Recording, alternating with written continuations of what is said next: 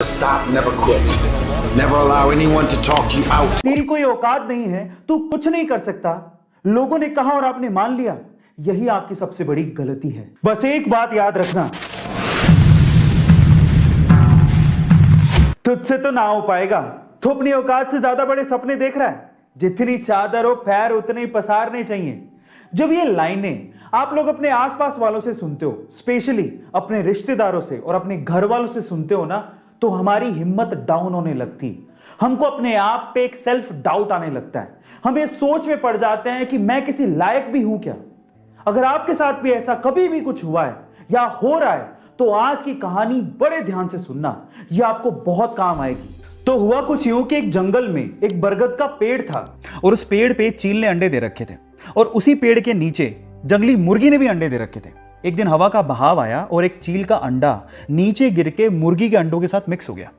अब समय बीता, अंडे फूटे, वो चील का बच्चा भी बाहर आया, पर वो तो मुर्गी के अंडों के साथ था। अब वो ये सोचते हुए बड़ा हुआ कि वो तो मुर्गी है। अब वो वही करता जो कि मुर्गियां करती थी। वो उतना ही उड़ सकता था जितनी मुर्गियां यूजुअली उड़ती हैं। और आपको तो ये पता ही है कि मुर्गियां ज्यादा उड़ नहीं सकती। एक बार वो चील का बच्चा जो कि मुर्गियों की तरह पल रहा था, उसने आसमान में चील को उड़ते देखा। तो उसने अपनी मुर्गी मां को पूछा कि मां, वो पक्षी कौन है जो बड़े शान से उड़ रहा है। मां कहती है, बेटा वो तो चील है। तो बच्चा मासूमियत से सवाल पूछता है कि हम लोग इतना ऊंचा क्यों नहीं उड़ सकते। तो मां कहती है, क्योंकि तुम मुर्गी हो। और ये सोच के कि वो मुर्गी है, सेल्फ डाउट में कभी उसने ट्राई भी नहीं किया ऊंचा उड़ने का और सिर्फ मुर्गी बन के वो जीता रहा और एक दिन मर गया। अब इस कहानी का क्या मोरल है, क्या इसका मतलब निकलता है, क्या आप जानते हैं? इस कहानी का मोरल यह निकलता है कि लोगों ने आपसे कहा कि तू नहीं उड़ सकता, तेरी कोई औकात नहीं है, तू कुछ नहीं कर सकता।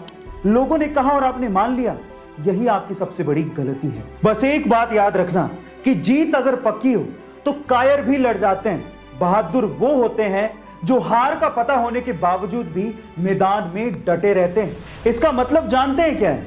इसका मतलब यह है कि लोग तुम्हें तुम्हारी असलियत बताएंगे, तुम्हें तुम्हारी औकात याद दिलाएंगे, तुम्हें यह कहेंगे कि तू ये नहीं कर सकता, तेरी औकात के बाहर है। उनकी बातें सुन के ना तुम्हें खुद को सेल्फ डाउट आने लगेगा कि तुम्हारी हार निश्चित है, तुम ये नहीं कर पाओगे।